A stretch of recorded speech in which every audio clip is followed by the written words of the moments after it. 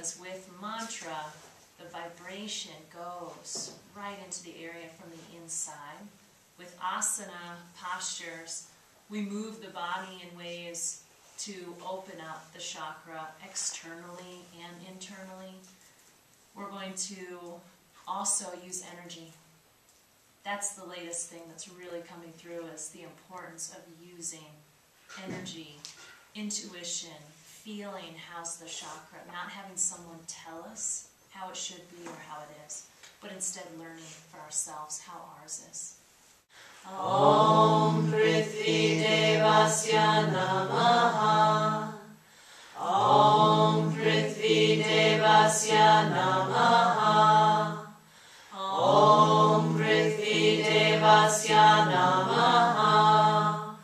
Om Prithvi Devasya Namaha. Om Prithvi Devasya Namaha. Om Prithvi Devasya Namaha.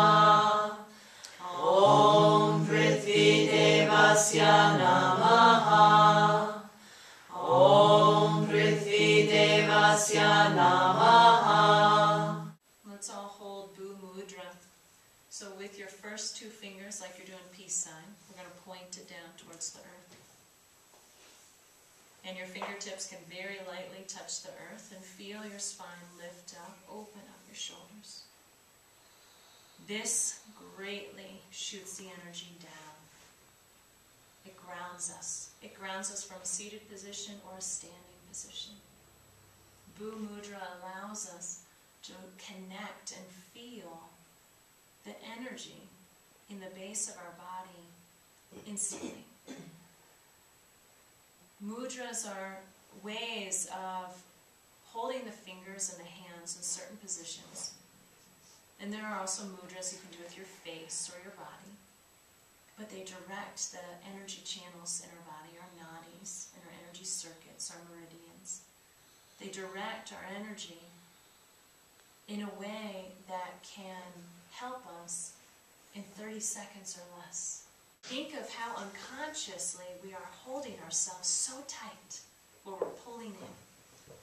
And I've heard little girls, one of them is 8 years old, and she's a daughter of a friend of ours, and she told me one day, when she was 7, she told me that her stomach is too big, that she can't wear certain clothes, she can't wear certain bathing suits because her stomach's too big.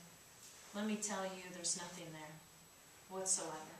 She's a child, she has skin, it's not big at all.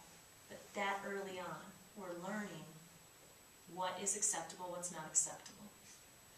And it affects our breathing. Babies know how to breathe. We don't. The key thing for all of our base chakras, how do we breathe? Can we soften our belly? And sometimes we can't, and we just honor that, and we realize, wow, today I can't breathe down to my belly, and I can't let it expand. You may not know why, but for some reason, that's happening. Let's talk about the chakras in general. You know, in this first class of the workshop series, we have to know what it is we're working with before we can dive into them. What are they? Why do they have all these pictures and diagrams of petals? There's 4 petals for the first chakra, but as you go up, there's more petals. What are those? Who came up with that? Why is there a downward triangle? Why is there a snake, if you look at pictures of the chakras? Well, chakras have been around forever. As long as there's been plant life, human life, animal life, there's energy. And that's all chakras are energy. But there are energy centers. And so they've been seen in every culture, every religion has documented stories and knowledge of the chakras. They're talking about the chakras, they're talking about these energy vortices or whirlpools of energy that mystics were able to see. We all are able and have the ability to tap into other dimensions of ourselves that take us past this physical body. But we have also, a lot of us, shut down that ability. And so for those of us who have not been able to see and feel the energy from other people, that's why books were created. That's why the pictures of the chakras were created. These mystics were trying to show what it is they saw to people that didn't understand it and couldn't see it for themselves. So that's where the pictures come from. We don't really have, you know, the downward facing triangle and the snake serpent right here at the base of our body. But it holds the energy that the symbol is symbolizing. And so that's an important thing to realize. The other thing is, each one of you is going to feel the chakras differently and are going to see them differently. You may not see circles in front of a person vibrating, but you may be able to feel, or you may sense a color. And the color you may not see through your eyes. You may just know it by looking at that person. For some reason, that person really feels red. Well, you might be picking up on their aura. And so we're going to get into all of those different aspects today, because that's what I've been taught lately. It's not important, the symbolism of the chakra so much. You can read about that in the books and everything, but when we're in this kind of a setting, how do we feel it? How do we get to know what's going on inside of us? How do we help someone else who might be having an issue and we can pick up on what their chakra's doing? To notice certain chakras feel better than others. And the ones that feel really good, you're going to want to go into. Like, let's say it's your heart. You're like, oh, that feels so good. I'm going to wear green all the time. Everything's going to be in the heart. But the real truth may be your third chakra is the one really needing the attention. And you get your fire up, your heart's naturally open. You don't have to try. There's no effort, because then you have the support. I put on this shirt today because I'm teaching the class. I didn't want to wear this color. I tell you right now, my body wanted violet. And I put this on, and it took some adjusting. And when I put it on, I didn't feel good, and I kept thinking, oh, I got to wear something else. And it's like, no, it's my only red top. Because I don't wear red. I don't.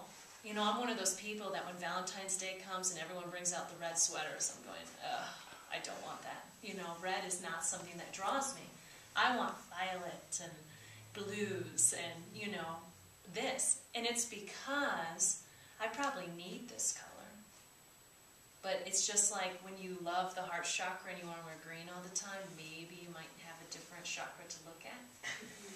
So when you go into your wardrobe and you notice the colors you don't want to wear, it's usually a good sign you might need them. And so explore that a bit. Or explore, what do you normally wear? What do you want to put on your body? The 5 bodies that we have. We have a physical. You know, you can touch it, you can feel it in your physical body. And then you have an energetic body. That's where the chakras live. That's the energy that you can feel. You may not be able to see, but you get a sense there's something there. Then you have your emotional body, where all of your emotions live. And you have your wisdom body, where your knowledge lives. And you have your spiritual body. All disease manifests from the spiritual down. By the time your physical body feels it, you've missed it in the other layers. There's been awareness all the way through.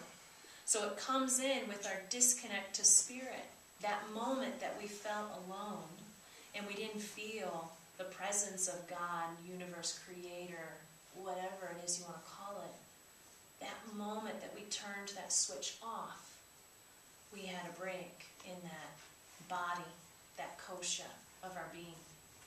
And then it goes into the wisdom. How many times did you know you should have taken that right-hand turn and you didn't? You didn't listen to it, and then you missed the turn, and you had to go around the block to, you know, go there, and then you're saying to yourself, I knew that. I knew I was supposed to take that turn, or I knew I was supposed to call that person, or whatever it might be. That's your wisdom body talking, and it's trying to guide you. And every time we don't listen to it, there's another little spot of, ding. Okay, now we're in the emotional body. We don't always listen to our emotions because we're in social conflict. We want to fit in socially with other people, and so we may ignore our emotional body saying, you know what, this person doesn't feel good to be around. Oh, but I work with her, so I've got to be nice to her, and I've got to, continue this relationship. We're ignoring more wisdom from this part of our body.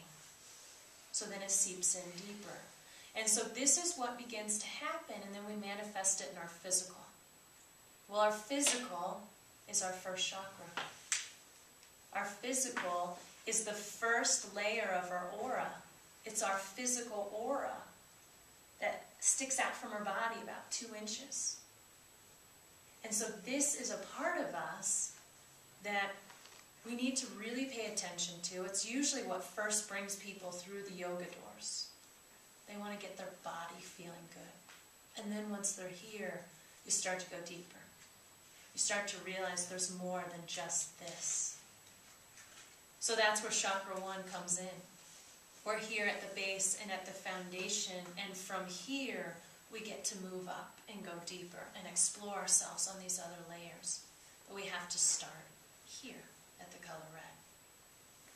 So from this, we have energy that lifts up from our body, and we're lifting and raising our Kundalini energy.